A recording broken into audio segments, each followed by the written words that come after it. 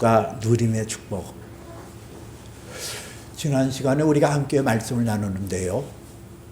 거기서 베드로, 요한, 야고보, 안드레 이 제자들을 불러주시는 장면이 나와요. 오늘 성경에서는 14절에 또 예수께서 지나가시다가 알페오의 아들 레위가 세관에 앉은 것을 보시고 그에게 이르시되 나를 따르라 하시니 일어나 따르느니라 그랬거든요. 여기서 이제 예수님께서 세리 마태를 부르시는 장면이 나오고 있어요. 근데 좀 이상한 게 뭐냐면은 예수께서 그걸 또라는 단어가 나오거든요. 또 예수께서 지나가시다가 오늘 14절에 그렇게 말씀하고 있잖아요. 또 지나가시다가 알페오 아들 레위가 세관에 앉은 것을 보시고 그에게 이르시되 나를 따르라 하시니 일어나 따르니라. 여기서 예수님께서 따르라 명령하셨을 때 이 세리로 있었던 마태가 즉각 일어나 따른 것을 봐요. 어떻게 그렇게 할 수 있을까? 그 당시 이 레위였던 마태가 세리로 있었을 때는 로마의 식민지 하였거든요. 그 식민지 하에서 있을 때에 세리로 들어가는 것도 어려웠고 이게 생업의 수단이었고 생활터전이었는데 그것을 팽개치고 예수님을 따른다? 참 이해가 안 되는 부분이었어요. 어떻게 그럴 수 있을까? 그리고 업으로 있었던 사람은 따랐다가 또 마음이 안 내키면은 되돌아와서 업을 다시 할 수 있었지만은 이 세리는 그렇지 않단 말이에요. 내가 사직서 내고 떠나갔다가 나 다시 세리로 들어갈래요. 그게 안 되거든요. 근데 어떻게 이렇게 이 알페오 아들 레위가 그 예수님이 나를 따르라 하시니 일어나 따르니라 이렇게 나올 수가 있을까? 고민하는 것도 없고 또 지체하는 것도 없고 나를 따르라 하시니 일어나 따르니라 이랬거든요. 왜 그랬을까? 오늘 말씀을 통해서 세 가지로 우리가 나눠보려고 그러거든요. 첫째는 부르심의 시기예요. 예수님께서 어느 때 우리를 부르실까? 또 부르심을 받은 자의 누림. 세 번째는 부르심을 받는 자의 가져야 될 마땅한 태도, 자세. 이렇게 세 가지를 말씀드리려고 해요. 첫째는 부르심을 받는 시기예요. 오늘 성경 13절에서는 이렇게 나와요. 예수께서 다시 바닷가에 나가심에 큰 무리가 나오간을 예수께서 그들을 가르치시니라 그랬거든요. 여기 보니까 예수께서 다시라는 단어가 나와요. 다시. 바닷가에 나갔거늘. 큰 무리가 나오심에 큰 무리가 나왔거늘. 예수께서 그들을 가르치시니라. 다시. 이 다시라는 그 단어를 통해서 알 수가 있는 것은 예수님이 의도적으로 이 바닷가에 가셨다는 거예요. 그 의도적으로 바닷가에 가시니까 많은 무리들이 그에게 나왔다 그랬거든요. 그리고 그들에게 하나님께서 하나님의 말씀을 가르쳤다 이렇게 나와요. 이 다시라는 용어를 통해서 예수님께서 그 바닷가를 가셨던 그 중요한 그 이유는 사람을 만나러 가셨다는 얘기예요. 그 사람을 만나러 갔고 그 예수님이 기대한 대로 많은 사람이 예수께로 나왔고 그들을 향하여 예수님께서 가르쳤다고 얘기하거든요. 그 많은 무리 중에 예수님께서는 고르고 골라서 오늘 세관에 앉아있는 알페오의 아들 레위를 택하셨다는 얘기예요. 근데 그 바닷가라는 배경을 두고 그 알페오의 아들 세리를 불렀던 그것을 통하여 우리가 알 수 있는 것은 세리와 이 바닷가와 어떤 깊이란 연관성, 그것을 우리가 가지고 생각해 볼 수 있다는 얘기예요. 바닷가의 모습을 통하여 세리, 이 알페오의 아들 레위를 알 수가 있다는 얘기죠. 오늘 여기 성경에 바닷가라고 얘기하는데 이것은 사실 게네사렛 호수라고도 하고 갈릴리 바다라고도 해요. 보통 유대인들은 많은 물이 있는 것을 바다라고 이렇게 호칭 했거든요. 이 갈릴리 바다라고도 하고 호수라고도 하고 게네사렛 바다라고도 하는 이것은 그 둘레가 53km, 그리고 남북의 길이가 21km, 동서간의 길이가 11km, 그리고 그 면적은 160평방킬로미터 되는 그런 아주 큰 호수예요. 담수. 헐몬산에서 내려오는 그런 그 물이 흘러내려서 이 바다라고 하는 여기에 물을 채우고 여기서 흘러내리는 요단강이 사해로까지 이어지는 이 갈릴리 호수, 바다, 이거거든요. 근데 이 바다의 특성이라는 것은 그 낮에는 잔잔한 호수예요. 근데 밤이 되면은 언제 물결이 칠지 모르는 그런 것이 이 바다이거든요.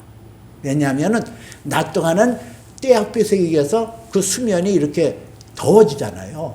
더워지는 그 수면이 저녁이 되면 이 수면이 이렇게 헐몬산에서 내려오는 찬 공기와 이 더운 바람, 더운 그게 수면에 달궈진 것이 이게 탁 맞닥뜨리면서 갑자기 그 호수가 물결치고 풍랑인단 말이에요. 언제 어떻게 풍랑이 일지 모르고 언제 어떻게 그 물결이 칠지를 모르는 것이 이 바다예요. 이 바다와 이 알페오 아들 레위와 어떤 연관성이 있음을 예시하고 있거든요. 레위가 이 바다와 같은 모습이었지 않나 이렇게 봐져요.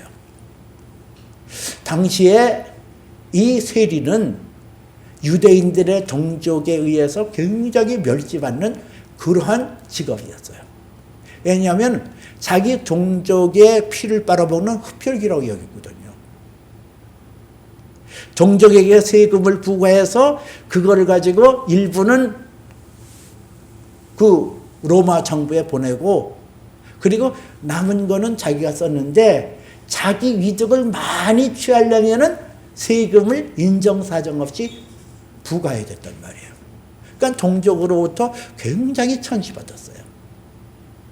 이 사람들은 재판장에서 증인으로도 세움을 받지 못하고 회당에서 쫓겨나가고 이런 아주 동족으로부터 소외된 그런 직업이 이 레위가 가지고 있던 세리였단 말이에요.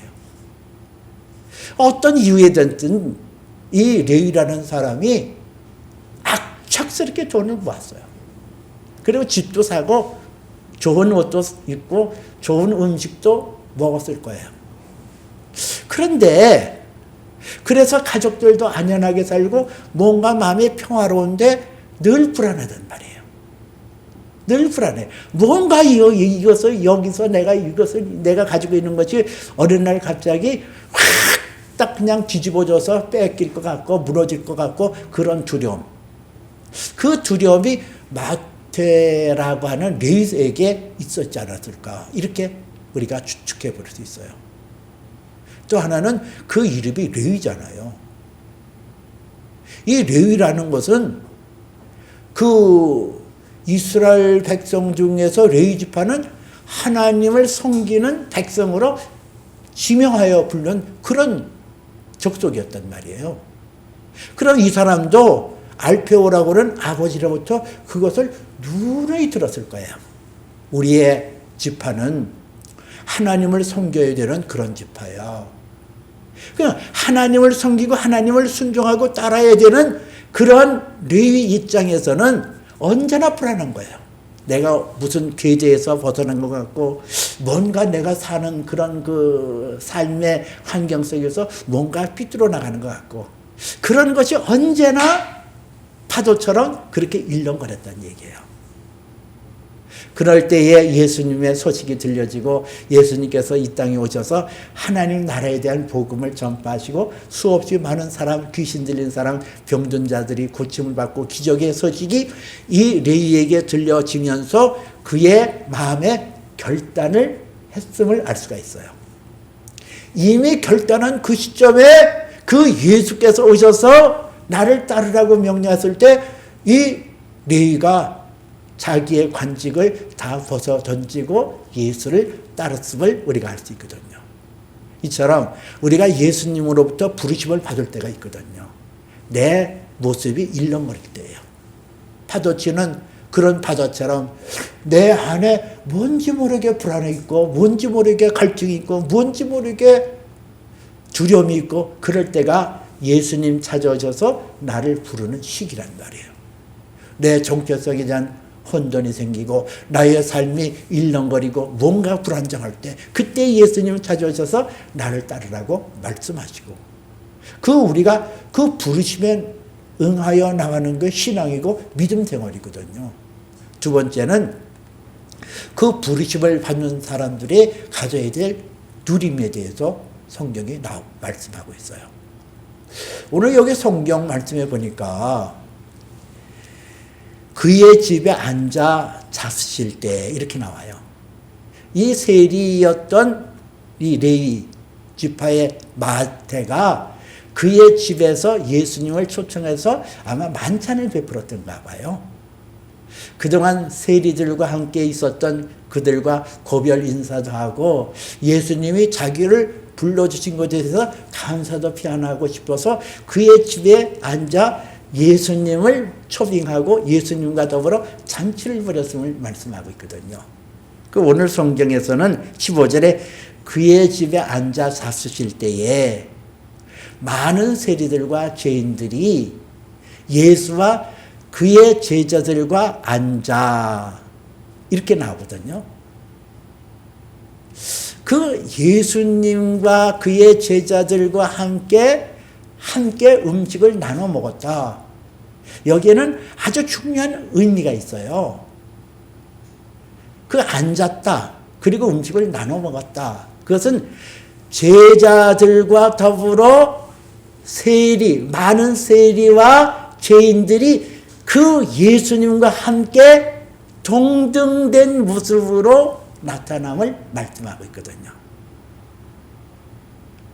많은 사람이 거기에 있었고 그들이 예수님을 따름이었다. 그렇게 나와요. 예수님을 따른 사람들이 나와요. 그리고 예수님은 그들과 함께 같이 먹음으로 하늘의 보좌를 버리시고 영광을 버리신 그 예수님이 장차 영광을 누릴 때 그들도 함께 그 영광의 대열에 들어설 수 있는 사람으로 인정함을 말씀하고 있거든요. 우리가 예수 그리스도로 부르심을 받을 때에 예수님과 더불어 교제를 나누게 되어지거든요. 요한계시록 3장 20절에도 볼지어다 내가 문 밖에서 두드리노니 누구든지 내 음성을 듣고 문을 열면 내가 그에게 들어가 그는 나와 더불어 먹고 나는 그와 더불어 먹으리라 그랬어요. 우리가 예수님과 더불어 부름을 받고 주께로 나오면은 예수님과 함께 누림이 있거든요. 그 누림이 어떤 누림이냐? 요한계시록 22장 5절에 보니까 다시 밤이 없겠고 등불과 햇빛이 쓸데없으리니 이는 주 하나님이 그들을 비치심이라 그들이 세세토록 왕노릇하리로다 그랬어요. 예수님이 내 안에 내가 예수님 안에 가서 그분과 더불어 교제를 나눌 때에 우리가 빛 가운데 가는 거예요. 빛 가운데. 왜냐하면 하나님의 아들은 이 땅에 빛으로 오셨고 빛으로 오신 예수님이 내 삶 가운데 빛으로 나타나기 때문에 우리는 빛 가운데 거하거든요. 그 빛 가운데 거하는데 그 빛 가운데 거할 때에 어떤 현상이 일어나요? 그들이 세세토록 왕노릇하리로다. 우리가 하나님 나라의 존귀한 자로 하나님 나라의 영광스러운 자로 나타나기 위해서는 내가 빛 가운데 오신 예수 그리스도와 더불어 누림을 가져야 되는데 그 누림이 뭘까요? 어둠을 쫓아내는 거예요. 어둠이 들어오면 빛은 떠나가게끔 되어 있거든요. 내 안에 전에는 너희가 어둠이더니 이제는 빛이라 빛의 자녀처럼 행하라고 그랬겠어요. 내 안에 어둠이 들어오는 것을 물리쳐야 된단 말이에요. 여러분, 여러분의 마음속에 어둠이 들어오는 게 뭐예요? 어둠. 근심, 염려, 두려움. 이것이 내 안에 어둠으로 들어오는 거 아니에요? 그렇다고 한다면 내가 예수 그리스도 안에서 예수와 함께 누림이 있고 그 누림 안에서 빛으로 나타내려면은 그 어둠을 내가 물리쳐야 되잖아요. 그게 뭐예요? 그게 회개예요. 여러분의 마음속에 근심이 들어오고 염려가 들어오고 이런 것에 의해서 내 마음이 어둡고 그늘지면은 즉각적으로 기도하고 즉각적으로 회개함으로 예수 그리스도의 빛 가운데 하는 누림이 있어야 된다는 얘기예요. 또 하나는 요한복음 6장 56절에서는 예수님께서 말씀하신 것이 내 살을 먹고 내 피를 마시는 자는 그는 내 안에 거하고 나도 그 안에 거하느니라 그랬어요. 우리가 예수님과 누림이 있다는 것은 예수 그리스도의 살과 피를 먹고 마시는 것을 말하거든요. 이것은 하나님의 진리의 말씀과 속죄의 은혜를 내가 누리는 걸 말해요. 여러분, 내가 예수 그리스도의 말씀을 통하여 언약에 속한 자요, 약속 있는 기업을 얻을 자요, 하나님 나라를 유업으로 받을 자요, 내가 그의 거룩한 피로 속죄함 받은 자요, 새로운 피조물이라고 한다면 내가 이 세상에서 무슨 세상에 먹는 것, 입는 것, 마시는 것 때문에 염려하고 근심하고 세상에서 짜증내고 불만하고 그럴 이유가 없는 거예요. 이것이 예수 그리스도 안에서 부르심을 받고 부르심 받은 자들이 누림을 받아야 되는 모습이라는 거죠. 세 번째는 부르심 받은 자들의 태도는 어때야 될까? 어떤 자세를 가져야 될까? 오늘 여기 16절에서 바리새인의 서기관들이 예수께서 죄인 및 세리들과 함께 잡수시는 것을 보고 그의 제자들에게 이르되 어찌하여 세리 및 죄인들과 함께 먹는가? 이렇게 16절에서 나오고 있어요. 여기 보니까 예수께서 16절을 보세요.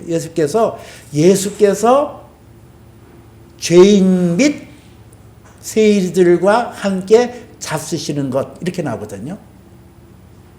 예수가 앞에 있었을 때는 죄인 및 세리들과 이렇게 나오는데 그 바리새인 서기관들의 보는 시선은 다르게 나온 것을 볼 수가 있어요. 그거는 세리 및 죄인들과 함께 먹는가 이렇게 나와요. 순서가 바뀌어 있잖아요. 하나는 죄인 및 세리들 이렇게 나오고 세리들 그 서기관들에 의해서 보여졌을 때는 어떻게 나와요? 세리 및 죄인들과 함께 먹는가 이렇게 나오잖아요. 여기서 우리가 알 수 있는 것은 예수님의 시선으로 사람들을 볼 때는 죄인 안에 세리가 포함되어 있음을 말하고 있단 말이에요.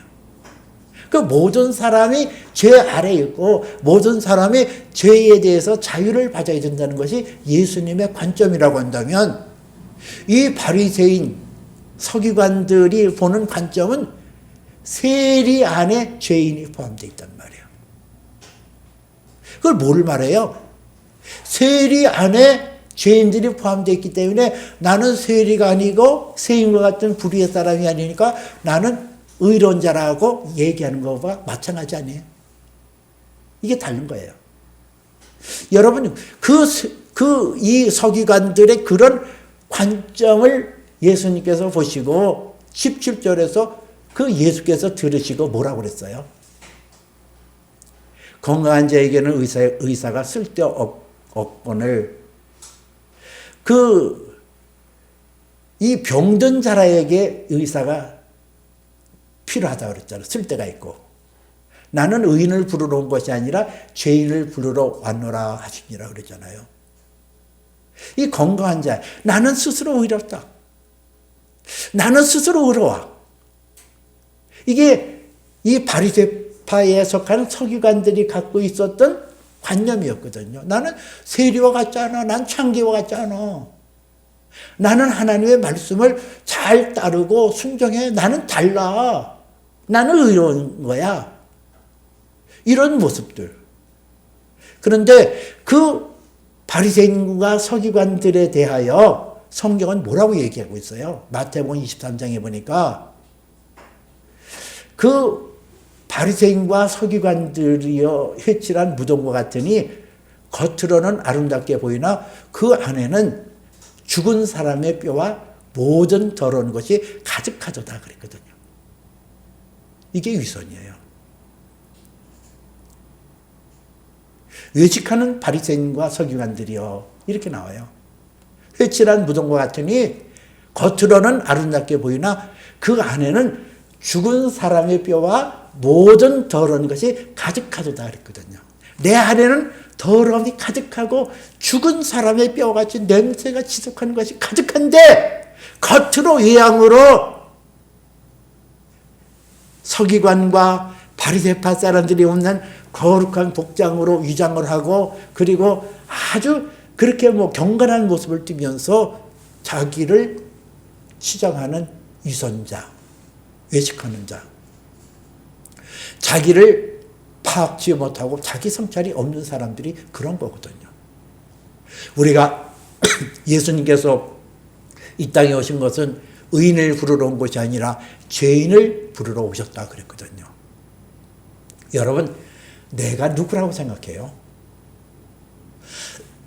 내가 스스로 하나님 앞에 나갈 수 있는 존재라고 생각해요?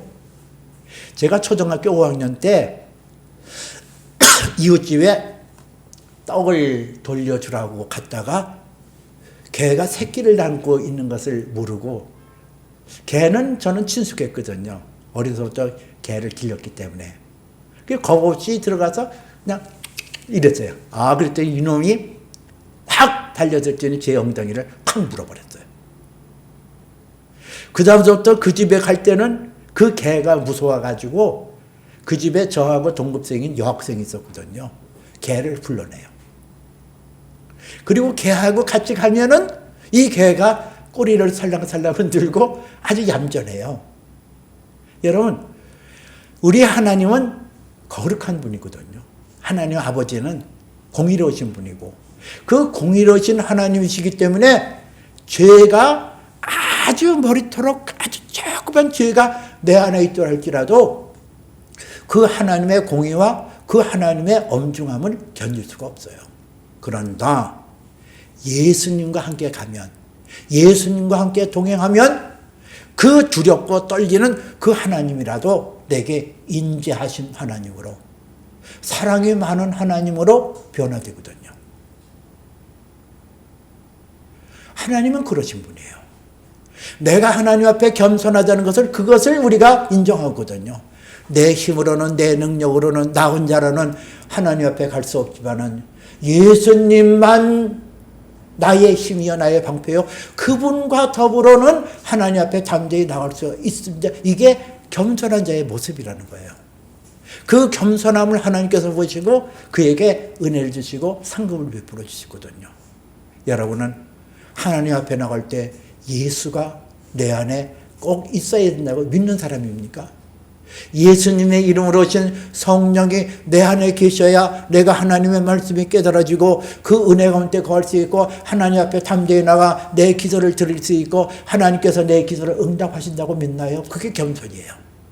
이 자세가 부르심을 받은 자가 가져야 될 마땅한 모습이에요. 예수님, 기도할 때도 예수님의 이름으로 기도하는 이유가 거기 있는 거예요. 날마다 순간마다 그를 인정해야 되는 이유가 거기에 있는 거예요. 예수님의 거룩한 피가 아니면, 예수님이 나와 성령으로 동행하시지 않으면 내가 하나님 앞에 설 수 없고 하나님 앞에 나갈 수 없다는 사실을 철저으로 깨닫고, 그래서 그것을 인정하고 나가는 거, 이것이 부름받은 사람의 마땅한 자세라는 거예요. 하나님께서 우리를 부르실 때는 세상에 살면서 때로는 마음이 혼돈스럽고 혼란스럽고 일렁거리는 그 시기에 하나님께서는 우리에게 그 아들 예수 그리스도를 보내셔서 참 인생의 가치를 깨닫게 하고 그 예수와 함께 누릴 수 있도록 하는 거거든요. 예수와 함께 죄사함의 은혜를, 그분의 그 거룩한 품성을 닮아가는, 빛광제 거하는 그런 누림이 우리에게 필요하단 말이에요.